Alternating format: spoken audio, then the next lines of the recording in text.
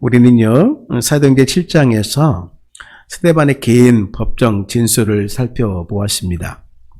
아직 온전히 살아있지 못한 자인 이 스데반은 세상의 상식대로라고 한다면 그 법정에서 살아남기 위해서 자신을 변호하고 자신의 무죄함을 증명해야 했었습니다. 그런데 그 자리에서 그는 그리스도를 증언하고 변증하는데 그의 발언의 기회를 다 써버립니다. 재판 전략의 실패처럼 보여집니다. 아니, 그는 자신이 옳다고 여기는 것을 말하는 것 말고는 아무것도, 심지어 자기 목숨을 살리는 일에도 관심이 없어 보였습니다. 이 발언이 성전 권력자들의 화를 두고 자기 목숨을 더욱 이토록 할 것을 알고도 그는 그렇게 했다는 것이죠. 그는 그리스도가 토라와 율법과 성전을 완성하신다라고 주장하였습니다. 그리스도가 잘못한 것이 아니라 그리스도를 죽인 자들이 잘못한 것이라고 선포해 버렸습니다.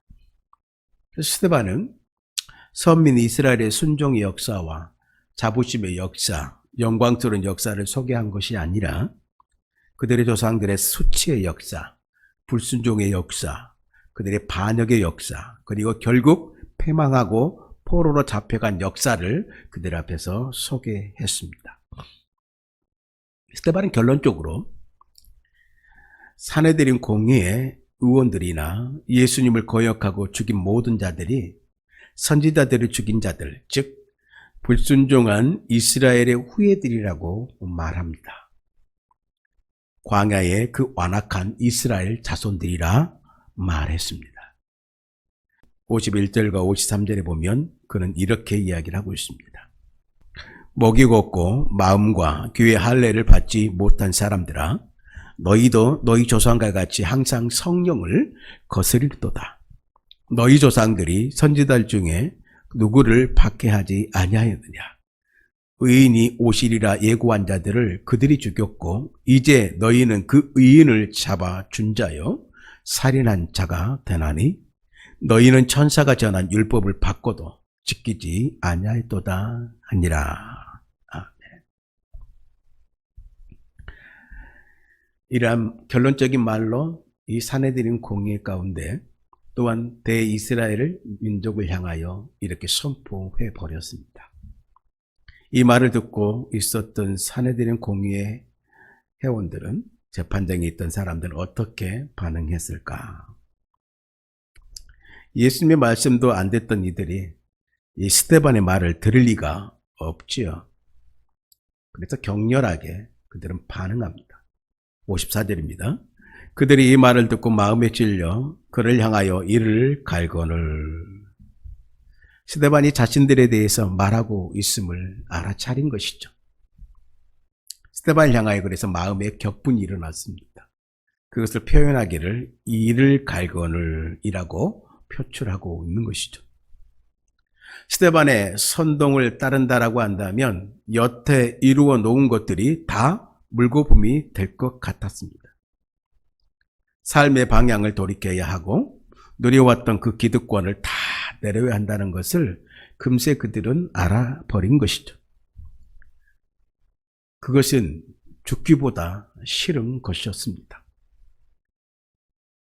들키고 싶지 않은 그 아킬레스건을 건드린 이 스데반을 죽이고 싶을 정도로 미웠을 것입니다. 그래서 그들은 야수같이 으르렁거리며 스데반을 바라보았습니다. 선택의 여지가 없었습니다. 그들에게서는. 스데반을 죽이지 않으면 이 유대교가 이태로질 수밖에 없었기 때문인 것입니다. 그래서 그의 말을 다 듣기 전에 이미 스데반을 죽이기로 마음으로 결정해 버렸습니다. 하지만 즉시 스데반의 설교를 중단시키는 하지 않았습니다. 재판장에 모인 사람들의 격렬한 반발이 일어나는 그 가운데에 스데반은 하나님 우편의 영광 중에 계시는 예수님을 보았다는 말로 그의 설교를 마무리합니다. 물론 그의 마무리 기도가 있지만 그의 설교는 마무리가 됩니다. 55절과 56절인데요. 스데반이 성령이 충만하여 하늘을 우러러 주목하여 하나님의 영광과 및 예수께서 하나님 우편에 서신 것을 보고 말하되 보라 하늘이 열리고 인자가 하나님 우편에 서신 것을 보노라 한대. 여기서 스데반이 본 것과 55절, 말한 것 56절에 함께 나오고 있습니다. 성령이 충만한 상태에 있어 스데반은 열린 하늘을 지나서 그 위에 있는 하나님의 영광과 인자이신 예수님이 하나님 우편에 서신 것을 보게 됩니다. 이는 성령의 충만한 상태의 모습을 보여주고 있는 것이죠. 그는 나사렛 예수께서 메시아로 오신 인자이시며 돌아가신 후에 죽은 자 가운데서 부활하셔서 하나님 우편의 영광의 그 자리에 앉아 계신다는 사실을 이 환상을 통해서 확증을 받은 것입니다. 어찌 보면 이는 유대 권력자들에게 천인공노할 신성 모독의 발언이었던 것이죠. 마지막으로. 예수는 십자가의 저주를 받아서 수치스럽게 죽었는데 그들 입장에서는 그가 하나님의 영광의 우편에 서 있다는 것을 보았다는 말에 그들은 더욱더 놀랐을 것이고 당황했을 것입니다. 그리고 믿기지 않았을 것입니다. 그래서 더욱더 그의 마지막 말에 격분했을 것입니다. 그래서 그들은 행동으로 옮기게 됩니다. 57절과 58절의 말씀에 유대인들이 죽인 그리스도가 하늘에 하나님 보좌 우편에 서 계신다는 말을 스데반에게서 듣자마자 오늘 사내들인 유대인들의 인내심은 바닥이 나버린 것입니다. 그리고 그의 본심을 드러냅니다. 그가 실성한 줄 알았을 것이고 그들의 즉각적인 반응 또한 충격적이었습니다. 57절입니다. 그들이 큰 소리를 지르며 귀를 막고 일제히 그에게 달려들어 58절 상반절 성 밖으로 내치고 돌로 칠세. 그들이 큰 소리를 지르며 귀를 막고 일제히 그에게 달려들어 성 밖으로 내치고 돌로 칠세. 스데반의 마지막 그 말을 듣고 그들은 짐승처럼 큰 소리를 지르며 일제히 달려들어 스데반을 성 밖으로 끌고 나갔습니다. 내쳤습니다. 신성 모독죄로 돌로 쳐 죽이기 위함이었습니다. 유대인들은 죄인을 처형할 때 반드시 죄인을 성 밖으로 끌어내어 죽였습니다. 그렇게 함으로써 죄인의 부정으로부터 예루살렘 성의 거룩함을 지켜낼 수 있다라고 믿었기 때문인 것입니다. 그래서 그들은 예수님도 예루살렘 성 밖, 즉 영문 밖, 골고다에서 못 박아 죽였고 또 스데반도 성 밖으로 끌고 간 것입니다. 그런데 스데반을 돌로 쳤다라고 하는 기록이 나온 와중 가운데 필요 이상으로 구체적으로 그 상황을 묘사를 하고 있는 것을 보게 됩니다. 58절 하반절 증인들이 옷을 벗어 사울이라 하는 청년의 발 앞에 두니라. 아멘. 유대인의 관습에 의하면 죄인을 돌로 쳐 죽일 때에는 그 죄인의 죄를 고발한 증인들이 가장 먼저 돌로 쳐야 했다고 합니다. 그래서 법문 속에서도 증인들이 먼저 등장하고 있는 것이죠. 그들은 어떤 자들입니까? 유대인들에게 매수를 당해서 거짓 증언한 그 증인들이었습니다. 그들은 스데반을 돌로 치기 전에 자신들의 겉옷을 벗어서 사울이라고 하는 청년 발 앞에 두게 됩니다. 율법의 해석서인 미시나는 죄인을 돌로 쳐 죽이는 방법을 상세하게 소개해주고 있는데요. 먼저 첫 번째 증인이 왼손으로 죄인의 머리를 잡고 오른손으로 죄인의 머리를 돌로 쳐서 쓰러뜨린다고 합니다. 그러한 다음에 두 번째 증인이 쓰러진 죄인의 가슴에 돌로 친다고 합니다. 그 다음에 주위에 모여있던 사람들이 죄인을 향해 일제히 돌을 던지는 것입니다. 결국 죄인은 날아오는 돌 세례 앞에서 피투성이가 되어 처참하게 죽고 만다는 것이죠. 스데반 역시 이렇게 처형되었을 것임을 두말할 나위가 없습니다. 이 거짓 증인들이 스데반을 돌로 치기 전에 자신들의 겉옷을 벗어서 사울이라고 하는 청년의 발 앞에 두었다라고 그랬습니다. 이는 사울이 그곳에 모인 유대인들 가운데 제일 앞쪽에, 다시 말해서 스데반과 가장 가까운 곳에 있었음을 의미하는 것입니다. 따라서 사울은 첫 번째 증인이 스데반의 머리를 돌로 쳐서 쓰러뜨리고, 두 번째 증인이 스데반의 가슴을 돌로 치자 무리들이 기다렸다는 듯이 돌쇠를 퍼붓는 전 과정을 누구보다 똑똑히 그리고 정확하게 목격했을 것입니다. 그리고 이어지는 59절과 60절에서 스데반이 마지막 숨이 넘어가는 그 순간 스데반의 기도가 나오는데, 영원한 생명의 주님께 자신의 영혼을 부탁드리며 자신을 돌로 치는 그 유대인들도 예수 그리스도 안에서 회개하여 죄사함을 받기를 탄원하는 그 스데반의 최후의 모습도 끝까지 그 앞자리에서 생생하게 지켜보았을 것입니다. 59절과 60절 그 내용을 살펴보겠습니다. 그들이 돌로 스데반을 치니 스데반이 부르짖어 이르되 주 예수여 내 영혼을 받으시옵소서 하고 무릎을 꿇고 크게 불러 이르되 주여 이 죄를 그들에게 돌리지 마옵소서, 이 말을 하고 자니라.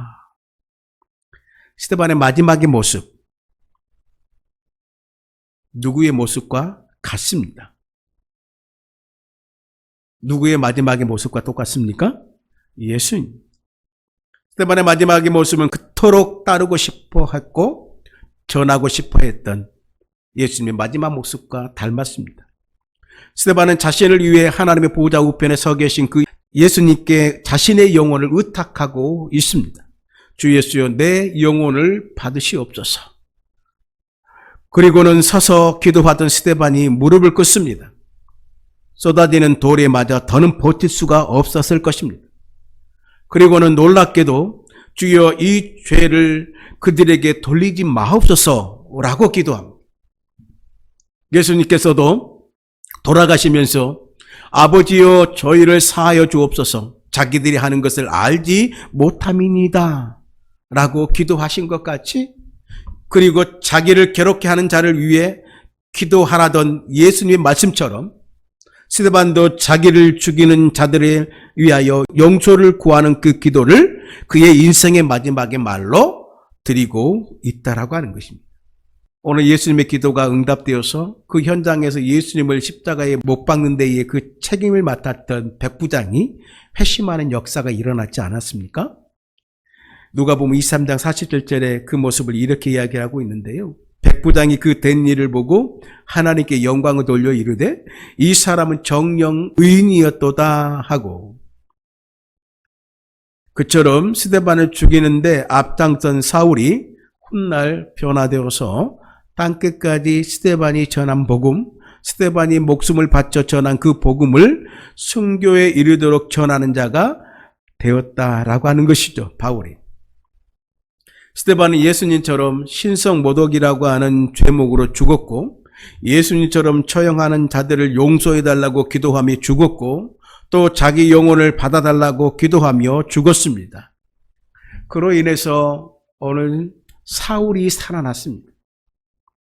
이제 사울, 그러니까 바울은 또 다른 스데반이 될 것입니다.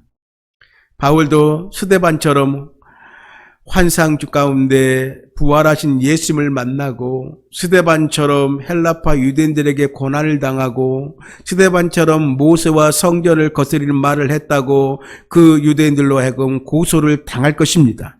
이는 사도행전 21장에 분명히 기록되어 있습니다. 스데반은 또 다른 스데반을 낳고 바울 또한 숱한 새로운 바울을 낳을 것입니다. 이것이 부활의 복음을 믿는 자들의 삶이었고 열매로 나타났습니다. 그의 죽음은 꽃을 피워 보지도 못하고 비운으로 삶을 마감한 인생이 절대로 그러므로 아니라는 것이죠. 결코 실패나 패배가 아니었습니다. 뜻을 이루지 못한 때이른 죽음이 아니었습니다. 그것은 예수님의 죽음이 때이른 죽음, 뜻을 이루지 못하고 실패로 막을 내린 설익은 죽음이 아닌 것과 같은 것이었습니다. 그런 죽음이었습니다. 하나님의 스데반의 인생을 완성시켜 줬습니다. 그래서 누가는 오늘 그의 죽음을 두고 이 스데반의 순교의 죽음을 두고 죽음이라 표현하지 않습니다. 그의 죽음은 그리스도 안에서 잠자는 자가 되었다라고 하는 것입니다. 그의 죽음은 주 안에서 잠이 되었습니다. 맹수같이 스데반을 찢어 발기려고 달려들은 이들을 위해서 무참하게 돌에 맞아 목숨이 끊어졌지만 하나님은 그것을 평온한 잠이 되게 하셨다라는 것입니다. 말씀을 맺겠습니다. 복음으로 기쁨이 충만했던 곳 예루살렘, 유무상통의 넉넉함이 넘실거렸던 성령 충만의 도시 예루살렘은 어느새 이제 죽은 듯 고요한 도시가 되었어요. 큰 울음이 공명하는 도시가 되었어요. 이제 감옥 안에는 그리스도인들이 가득한 도시가 되었습니다. 당장의 후속 결과만 보면 이번에도 다시 한번 성전 당국자들과 유대 지도자들이 이긴 것 같아 보입니다. 막강한 폭력 앞에서 복음의 증인들은 속수무책으로 당하는 것 말고는 그들이 할 수 있는 것이 아무것도 없어 보입니다. 그런데 이게 끝이 아니라는 것을 우리는 분명히 압니다. 예수님이 부활하고 승천하심으로 역전되었던 역사가 이제 그의 제자들에게도 일어나게 됩니다. 예수님의 삶은 교회로, 제자들로 이어지게 됩니다. 하나님의 나라는 결코 죽지 않고 계속 그 세력을 확장해 나가고 있는 것을 우리는 보게 될 것입니다. 겨자씨처럼 누룩처럼 눈에 보이지 않을 뿐이지. 이제 다음 장부터는 그 현장을 우리가 목격하게 될 거라는 것입니다. 여러분, 하나님께서는 최악의 것에서도 최선을 만드시는 분이신 줄 믿으시길 원합니다. 그러므로 우리의 삶의 모든 고난은 한치 앞을 내다볼 수 없는 그런 상황이라 할지라도 우리가 알 수 없는 하나님의 영광스러운 미래로 향하는 시석이 됨을 기억하길 원합니다. 저와 여러분의 삶을 보이지 않는 하나님의 손이 붙들고 보호하심을 믿고 남은 시간들을 믿음으로 나아가는 이 시대의 스데반으로 살아 주시길 오늘 주님의 이름으로 간절히 부탁을 드립니다. 오늘 스데반은 우리에게 당신의 죽음으로 우리에게 그렇게 외치고 있습니다. 이게 끝이 아니다. 나의 죽음으로 끝이 아니다. 나의 죽음으로 내가 그렇게 열망했던 하나님의 나라와 생명으로 여겼던 그 복음의 역사가 나의 죽음으로 인하여 더 확장될 거다. 오늘 우리의 헌신으로, 오늘 교회의 온전한 헌신으로 인하여 이 하나님의 나라가 더욱더 확장되어지며 오늘 우리의 헌신으로 인하여 복음의 확장이 이루어질 것을 당신의 죽음으로 우리에게 말하고 있는 것입니다. 외치고 있는 것입니다. 아니, 증언하고 있는 것입니다. 스데반의 죽음을 바라보면서 스데반의 죽음이 헛되지 않도록 복음으로 살아내는, 그래서 복음의 증언자들이 되어지는 복된 우리 모두가 또한 교회가 되어지기를 주님의 이름으로 축복합니다.